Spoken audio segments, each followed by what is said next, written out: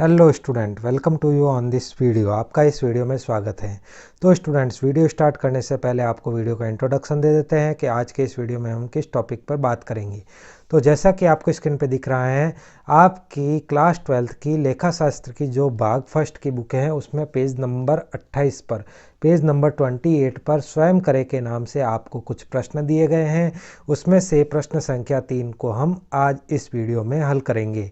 तो स्टूडेंट्स, प्रश्न संख्या 3 जो है उसको हल करने से पहले आपको बता दूं कि यह जो प्रश्न है वो चंदे की गणना संबंधी प्रश्न है।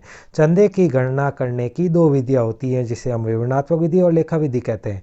अगर आपको उसकी थ्योरी नहीं पता है या आपको चंदा यानी अभिधान की राशि की गणना की उन दोनों विधियों का पता नहीं है, आप उन दोनों विधियों को नहीं जानते हैं, आपने उन्हें नहीं समझा है, तो स्टूडेंट्स आपके लिए यह प्रश्न हल करना प्रॉब्लम हो सकता है।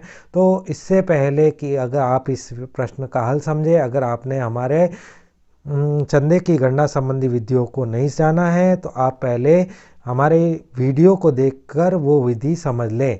स्टूडेंट्स, चंदे की गणना को हल करने की विधियाँ मैंने पिछले वीडियो में बता रखी हैं, जिसका लिंक आपको वीडियो के डिस्क्रिप्शन में मिल जाएगा।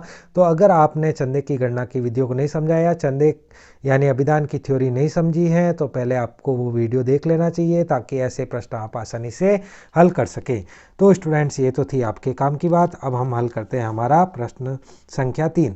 प्रश्न संख्या 3 आपके पेज नंबर 28 पर दिया गया है। लेखा शास्त्र की पहली बुक में पेज नंबर 28 पर दिया गया है, जिसमें आपसे कहा गया है कि रॉयल क्लब द्वारा 31 मार्च 2017 को समाप्त होने वाले वर्ष के दौरान प्राप्त चंदे की राशि निम्न प्रकार है। यानी 31 मार्च 2017 2016-17 में हमें टोटल चंदे के 98,000 रुपये प्राप्त हुए हैं, जिसमें से 3,000 रुपये पिछले वर्ष यानी 2015-16 के थे, 93,093 2016-17 यानी इस वर्ष के हैं, और अगले वर्ष के 2,000 रुपये प्राप्त हुए हैं। हमें बताया गया है कि क्लब में कुल 500 सदस्य हैं और प्रत्येक सदस्य से 200 रुपये वार्षिक चंदे की राशि प्राप्त होती है। 31 मार्च 2017 को अप्राप्य चंदा 6,000 रुपये है और 31 मार्च 2017 को समाप्त होने वाले वर्ष के लिए आय व्यय खाते में दर्शाई जाने वाली चंदे की राशि की गणना करें तथा तुलन पत्र से संबंधित आंकड़ों को दर्शाएं। हमें ना सिर्फ आय व्यय खाते में दर्शाई जाने वाली राशि भी निकालनी है, बल्कि तुलन पत्र में भी इन्हें दर्शाना है। तो स्टूडेंट्स, इसके लिए पहले अगर हम विवरणात्मक विधि प्रयोग लेते हैं तो विवरणात्मक विधि में सबसे पहले लिखा जाता है आय व्यय खाते में दिखाई जाने हेतु चंदे या अभिधान की राशि की गणना, जिसका एक फिक्स फॉर्मेट होता है, जिसमें पहली मद है आपके वर्तमान वर्ष के दौरान प्राप्त चंदे की राशि। वर्तमान वर्ष में हमें कुल जो चंदा प्राप्त हुआ है, आपके प्रश्न में क्लियरली मेंशन किया गया है कि वर्तमान वर्ष में टोटल हमें 98,000 चंदे के रूप में प्राप्त हुए हैं। तो वर्तमान वर्ष में प्राप्त चंदे की राशि में हम 98,000 यानी 98,000 रुपये लिख लेंगे। अब 98,000 में वर्तमान वर्ष के अंत में बकाया चंदे की राशि हमें 6,000 रुपये प्रश्न में दी गई है कि 31 मार्च 2017 को अप्राप्य चंदा 6,000 रुपये अभी तक ड्यू है। तो वर्तमान वर्ष के अंत में अप्राप्य चंदे की राशि में हम 6,000 रुपये लिख लेंगे। वर्तमान वर्ष के प्रारंभ में अग्रिम प्राप्त चंदा, अब हम इसके लिए हमें देखना होगा कि वर्तमान वर्ष में कुल चंदे की राशि कितनी बनती है। तो वर्तमान वर्ष में कुल 500 सदस्य थे, जिससे 200 रुपये की रेट से हमें चंदा प्राप्त होता है। तो 500 सदस्य का 200 रुपये की रेट से टोटल वर्ष का चंदा 1,00,000 रुपये होता है। 1,00,000 रुपये में से 93 यानी 93,000 रुपये हमें इस वर्ष मिल गए हैं, यानी 7,000 रुपये हैं जो ऐसे हैं जो हमें नहीं मिले हैं या एडजस्ट होंगे। तो 7,000 रुपये में 6,000 रुपये तो हमें वर्ष के अंत का चंदा दे दिया है। तो 7,000 रुपये में से 6,000 रुपये वर्ष के अंत का चंदा, बकाया चंदा घटाने पर 1,000 रुपये का एडजस्टमेंट बाकी रहता है। यह 1,000 रुपये इस वर्ष का है, जिसके लिए हमें कुछ नई इन्फॉर्मेशन दी गई है, तो इसे हम वर्ष के प्रारंभ का अग्रिम चंदा मानते हुए यहाँ एडजस्ट कर लेंगे।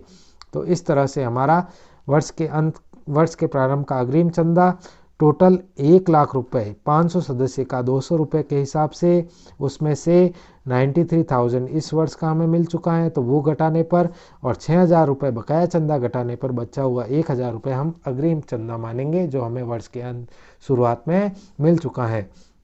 और इस तरह से हमारे जो ऐड की मदें हैं उनका योग 7,000 रुपये हो जाता है। इसके बाद लेस की जाने वाली जो मदें हैं उसमें पहली मद है वर्तमान वर्ष के प्रारंभ में बकाया चंदे की राशि। वर्तमान वर्ष के प्रारंभ में बकाया चंदे की राशि के रूप में हमें 15-16 के 3,000 रुपये इस वर्ष प्राप्त हुए हैं, तो इसे ही हम वर्तमान वर्ष के प्रारंभ में बकाया चंदे की राशि के नाम से लिखेंगे। दूसरी चीज़, वर्तमान वर्ष के अंत में अग्रिम प्राप्त चंदा प्रश्न में 2017-18 के 2,000 रुपये प्राप्त हो रखे हैं, तो ये 2,000 रुपये हम वर्ष के अंत में अग्रिम प्राप्त चंदे की राशि के नाम से लिख लेंगे। और इस तरह से हमारे जो चंदे की राशि है वो यहाँ 5,000 रुपये लेस में लिखी जाएगी। और 98,000 और 7,000 1,05,000 रुपये होते हैं, जिसमें से 5,000 घटाने पर हमारा वर्ष भर का चंदा 1,00,000 रुपये आ जाएगा, जिसे हमें आय व्यय खाते में दिखाना है। इस तरह से हमारा विवरणात्मक विधि द्वारा आय व्यय खाते में दिखाई जाने वाली चंदे की राशि 1,000 रुपये प्राप्त हो जाएगी। अगर आप इसी प्रश्न को लेखा विधि द्वारा हल करना चाहते हैं तो उसके लिए आपको अभिधान यानी चंदा खाता बनाना होगा, जिसमें सबसे पहले नाम पक्ष में वर्ष के प्रारंभ का बकाया चंदा लिखा जाएगा जो 3,000 रुपये प्रश्न में दिया हुआ है इस साल प्राप्त होने वाला। वर्ष के प्रारंभ का अग्रिम प्राप्त चंदा हमने एडजस्टमेंट का 1,000 रुपये निकाला था, क्योंकि हमारे टोटल सदस्यों से 1,00,000 रुपये आने हैं, जिसमें से 93,000 रुपये तो इस वर्ष आ गए हैं और 6,000 रुपये अभी तक आने बाकी हैं। इसका सीधा सा मतलब है 1,000 रुपये हमें पिछले वर्ष एडवांस मिल चुका है। इसके बाद वर्तमान वर्ष के दौरान प्राप्त चंदे की राशि हमें टोटल इस वर्ष 98,000 रुपये मिले हैं चंदे की राशि के रूप में। और वर्ष के अंत का बकाया चंदा प्रश्न में 6,000 रुपये दिया हुआ है और वर्ष के अंत का अग्रिम प्राप्त चंदा प्रश्न में 2,000 रुपये दिया गया है। इसके बाद हम नाम पक्ष में से का योग जमा पक्ष के योग में से घटा देंगे। जमा पक्ष में 1,000 रुपये, 98,000 रुपये और 6,000 रुपये मिलकर कुल योग आता है 1,05,000 रुपये, जिसमें से नाम पक्ष की राशि 3,000 और 2,000 यानी 5,000 रुपये घटाने के बाद पीछे शेष बचता है 1,00,000 रुपये। और ये जो शेष है उसे आय व्यय खाते में हस्तांतरित की जाने वाली राशि के रूप में लिखा जाएगा। यानी अगर आप विवरणात्मक विधि का भी प्रयोग करते हैं तो भी हमारा आंसर 1,00,000 रुपये आय व्यय खाते में दिखाया जाएगा, और अगर आप लेखा विधि का प्रयोग करते हैं तो भी आय व्यय खाते में दिखाई जाने वाली राशि 1,00,000 रुपये ही प्राप्त होगी। और इस तरह से हमारा विवरणात्मक विधि और लेखा विधि द्वारा आय व्यय के खाते में दिखाई जाने वाले चंदे की राशि की गणना पूरी हो जाती है। इसके साथ ही हमें पूछा गया है कि इस तिथि को तुलन पत्र से संबंधित आंकड़ों को किस प्रकार दिखाएंगे, यानी 31 मार्च 2017 को क्लब का तुलन पत्र हम कैसे बनाएंगे। तो तुलन पत्र में 2 चीज़ें लिखी जाएगी, एक तो दायित्व पक्ष में, एक संपत्ति पक्ष में। संपत्ति पक्ष में हम बकाया चंदे को दिखाते हैं, यानी बकाया या अप्राप्य चंदा जो है, बकाया चंदा या अप्राप्य चंदा जो है उसकी राशि हमें संपत्ति पक्ष में लिखनी है। बकाया चंदा प्रश्न में 6,000 रुपये दिया गया है, तो इसे हम संपत्ति पक्ष में लिख लेंगे। और अग्रिम प्राप्त चंदे को हम दायित्व पक्ष में लिखते हैं, तो अग्रिम प्राप्त चंदा जो हमारा है वो प्रश्न में हमें दिया गया है राशि 2,000 रुपये, जिसे हमें संपत्ति दायित्व पक्ष में दिखाना है। तो दायित्व पक्ष में इस तरह से हमारे 2,000 रुपये आ जाएंगे और वर्ष के अंत का तुलन पत्र भी हमारा यहाँ कंप्लीट हो जाता है। तो स्टूडेंट्स, यहाँ आपकी प्रश्न संख्या 3 का कंप्लीट सॉल्यूशन हमने कर लिया है।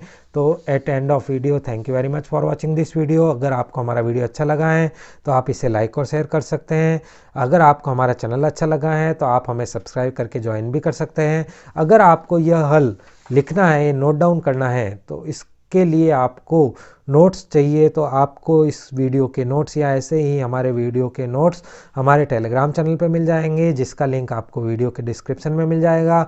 और अगर आपको कोई सजेशन है, आपके कोई डाउट है, कोई कंप्लेन है, तो आप हमारी टेलीग्राम आईडी पे भी हमें कांटेक्ट कर सकते हैं। इन सभी का लिंक आपको वीडियो के डिस्क्रिप्शन में मिल जाएगा। तो students, at end of video, thank you very much for watching this video. आपका वीडियो देखने के लिए बहुत बहुत धन्यवाद।